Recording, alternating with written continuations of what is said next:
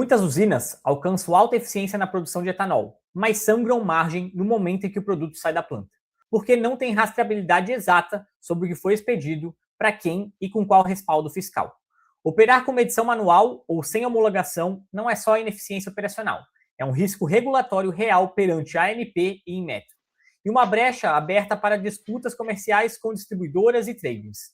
Hoje, vamos receber Jonathan Xavier, da AML Soluções Industriais, para entender como o sistema CTS 2000 atua como a verdadeira caixa registradora da planta, trazendo precisão fiscal, governança corporativa e inteligência operacional para o faturamento da usina. Jonathan, bem-vindo ao Radar Strix. Obrigado pela oportunidade de estar aqui conversando com vocês. É sempre uma honra poder falar um pouco sobre as tecnologias que podem ser aplicadas para essa área tão empolgante aí dos produtos acabados das usinas, né? Especialmente o álcool e o biometano. Então, para a gente começar esse bate-papo, a gente entende, né, que a indústria sucroenergética investe pesado em eficiência de produção, moagem, fermentação, destilação, mas quando a gente olha para a parte da expedição, né, que é o final, o produto acabado, igual você comentou, ainda existe aquela zona de sombra, né? Qual que é o risco hoje concreto, financeiro ou regulatório, para uma usina que decide continuar operando essa expedição e o inventário de tanques sem um sistema homologado de transferência de custódia? Olha, o que a gente vê com muita frequência é esse investimento bastante pesado, sim, no aumento da eficiência operacional das usinas. E a expedição, como é um processo que está ali no finalzinho, parece tão pequeno, acaba operando no escuro. Hoje, uma operação sem um medidor homologado, você não tem uma garantia daquilo que você expediu. E, basicamente, você está operando ali sem olhar para o seu bolso, né? O que está entrando no caixa?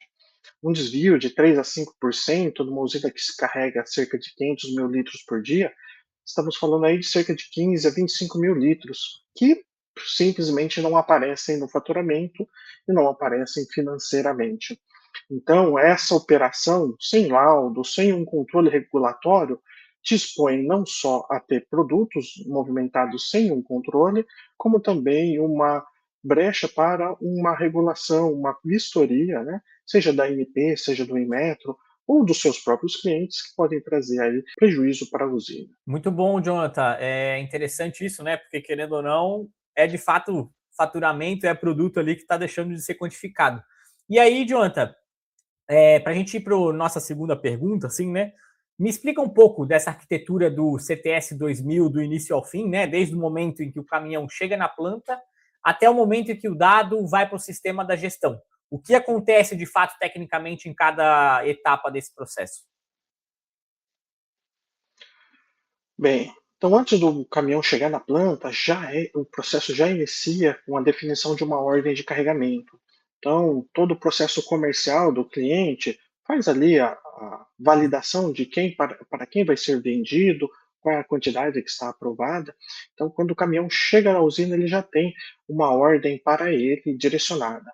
Quando ele se entra na usina, ele libera a entrada apenas sobre essa ordem validada e que ele pode fazer aquela movimentação. O caminhão entra na usina, se identifica nos controles de acesso adequados, né? Cada usina tem um sistema de controle de acesso, e quando ele chega na plataforma de carregamento, o caminhão é identificado, seja pela placa, seja por um código. Tem diversos sistemas que hoje têm tido um aumento de tecnologia, chegando até uma identificação automática por RFID, e quando ele identifica isso, o operador que está ali, ele tem a garantia de que aquele é o caminhão adequado, com a quantidade adequada, com toda a segurança operacional já previamente verificada. Então, o operador ele tem o foco dele em garantir que aquela operação vai ser segura e eficiente. Quando inicia o processo de carregamento, mantém a segurança dele, que aqueles medidores estão entregando a quantidade pré-definida e estão fazendo uma leitura física com uma auditoria embarcada. Então, ele vai ter não só aprovação para uso numa área classificada, operação para uma movimentação de custódia, também as calibrações rastreadas conforme a legislação nacional. Quando esse produto termina de carregar, ele já tem a quantidade pré-definida, Os aditivos, tais como os corantes, neutralizantes e outros aditivos que podem ser utilizados ali, também são injetados automaticamente, e todas essas informações são rastreadas e registradas num banco de dados adequado, registrando todos o volume, produto, motorista e placa com os lacres que foram utilizados. Com esses dados todos consolidados, eles são enviados para o ERP, seja um SAP, um Oracle, um TOTUS ou algum outro customizado para aquela usina.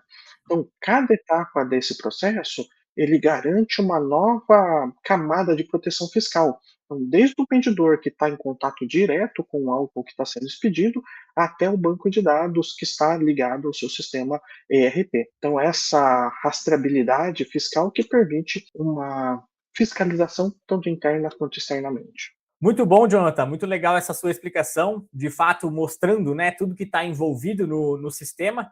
E aí, a minha terceira pergunta é a seguinte, né? A AML ela opera com acreditação do Inmetro, atendendo essas portarias da ANP. Na prática, o que significa isso para a usina no dia a dia de uma vistoria, por exemplo, e o que um sistema não homologado simplesmente não vai conseguir provar?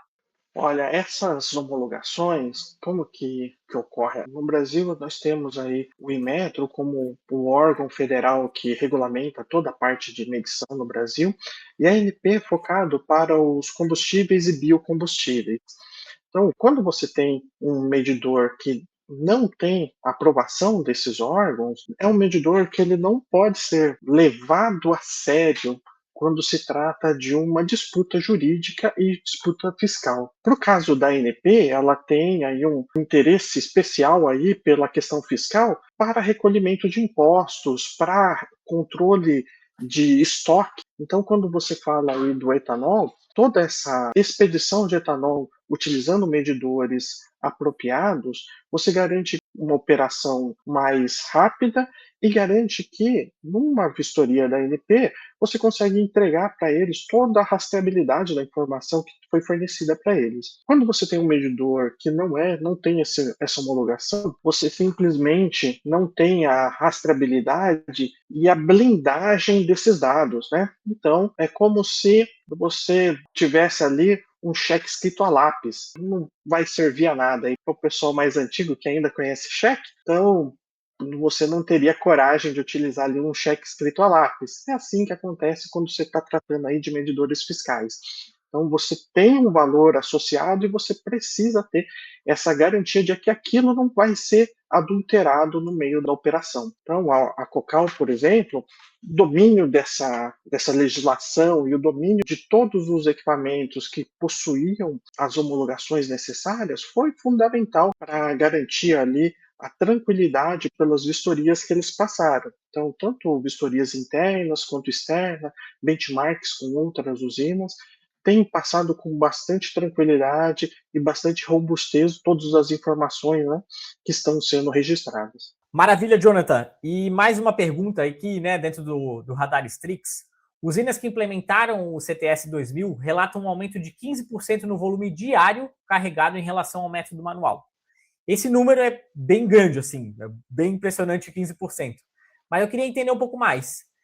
Me ajuda a destrinçar um pouco ele, e esse ganho é de eficiência operacional, é de produto que estava sendo perdido e agora é capturada, ou é uma combinação dos dois?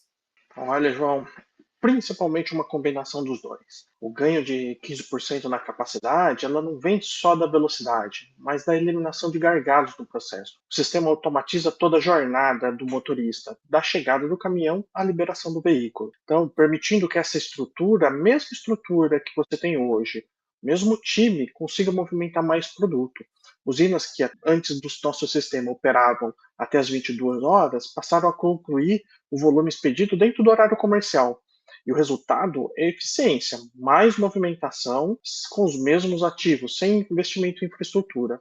Para a usina de porte médio, é alguns milhões de reais em capacidade adicional por safra. O CTS 2000 transforma a expedição de um centro de custo numa plataforma estratégica de expedição de produto e rastreabilidade. Maravilha, Jonathan. E indo para a próxima pergunta, todo investimento em automação enfrenta a mesma barreira. O gestor financeiro precisa aprovar o CAPEX. Como que a AML ajuda o diretor a fazer essa conta? Qual que é o payback típico de uma implementação do CTS 2000 E o que entra nesse cálculo além desse ganho de volume?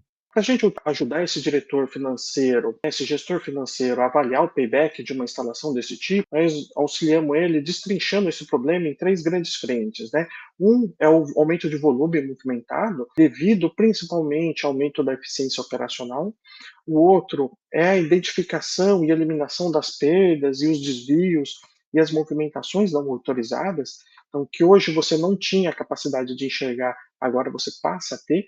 Então, você reduz isso e identifica e trata, né? E o terceiro, que muitas vezes é displicentemente considerado, é a consideração das multas que podem ser geradas aí, seja por uma fiscalização governamental, seja por uma contenda aí com um parceiro comercial.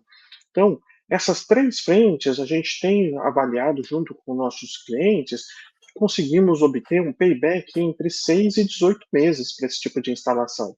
Então, é um retorno bastante rápido, né? Tipicamente dentro de uma mesma safra.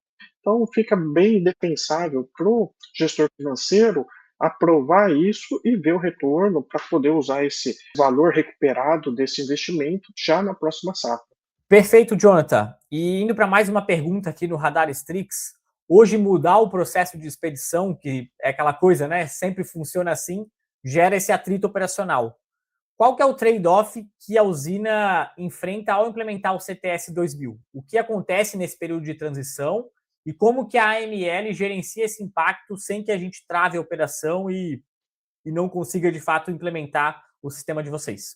Esse atrito existe, é desonesto dizer que não existe um atrito. A equipe operacional está acostumada com o processo manual e qualquer mudança vai gerar uma resistência inicial. O que a gente faz na ML é planejar essa implementação em fases, com treinamento em loco e suporte durante essa curva de aprendizado. A integração com o sistema legados é algo que já fizemos várias vezes e já temos um protocolo para isso. Isso garante uma segurança para quem não está ali direto ligado ao processo e acaba utilizando o sistema legado de maneira similar ao que ele sempre utilizou. Um ponto que a gente sempre reforça, a mudança, esse atrito de mudança é um processo temporário. Ele vai enfrentar isso por cerca de um mês ou dois, mas tipicamente em menos de um mês a equipe operacional já está totalmente adaptada e prefere o novo sistema.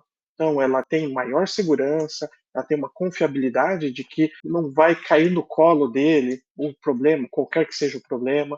Ele tem uma rastreabilidade para provar qual foi a operação que eu fiz, quando eu fiz, o que estava aprovado a ser feito. Além disso, você, como gestor da expedição, continua tendo uma rastreabilidade do que está acontecendo e, principalmente, o custo de não mudar isso continua ali. Você continua perdendo volume, não sabendo algumas informações críticas e exposto fiscalmente. Quando você coloca isso na balança, o custo de mudança fica irrisório. Maravilha, Jonathan. E aí, agora, já indo para o nosso final aqui, né, do bate-papo do Radar Strix, a Cocal, que é um dos clientes da AML, usou uma expressão que é aquela coisa, o sistema trouxe fortalecimento de governança corporativa. Aí, Jonathan, minha pergunta é a seguinte, né, como que um sistema de transferência de custódia, que começa sendo uma solução de expedição, acaba impactando a tomada de decisão da alta gestão? E isso é um efeito colateral bastante positivo, né? Então, no momento que você tem a segurança de tudo que está sendo movimentado, então você passa a ter relatórios muito mais confiáveis, então sabendo qual é a sua capacidade real de expedição diária, qual é a sua capacidade real de expedição por turno, então a quantidade de produto dentro dos seus tanques, quanto que você tem armazenado para poder ter uma negociação e todas essas movimentações integradas ao seu RP, seja um SAP, um Oracle, um TOTUS ou qualquer outro customizado, você entrega na mão de quem está tomando a decisão com base em dados o poder de tomar decisão com base na realidade. Então, essa informação do chão de fábrica, lá da gota de álcool que caiu dentro do caminhão, até o diretor, o gestor financeiro, falou: ó, entrou 25 mil litros no caminhão, eu faturei 25 mil litros, eu dei baixa no estoque de 25 mil litros, eu produzi na última hora 25 mil litros. Então, quando tudo isso fecha, então você sabe o que você produziu, o que você estocou e o que você expediu e consegue tomar decisões e movimentações muito mais assertivas. Então, a agilidade dessa governança realmente atinge aí o nível de excelência. Maravilha, Jonathan. De fato, né? A transferência de custódia não é burocracia regulatória. É o ponto onde a produção vira faturamento ou vira perda. Jonathan, obrigado por trazer clareza técnica e financeira para essa decisão que muitos gestores ainda subestimam, tá? É muito bom ter você aqui no Radar Strix. E agora eu abro também, se caso você tenha mais algum ponto aí para contribuir. Muito obrigado por essa oportunidade. Eu espero que a gente tenha aí bons negócios de impacto no futuro e que o aumento da tecnologia que pode ser aplicada nas usinas de açúcar e álcool possa trazer não só a beleza tecnológica, que para mim particularmente é interessante, mas também possa trazer resultados financeiros palpáveis. Muito obrigado novamente. E para você, diretor ou gestor que nos assiste e quer ancorar suas decisões em dados fiscais incontestáveis, nós desdobramos essa conversa em um documento executivo completo. Então, acesse o link que está na descrição desse vídeo para baixar o material que está no nosso site. Continue acompanhando o Strix, inteligência estruturada para decisões de alto impacto no agronegócio. Muito obrigado.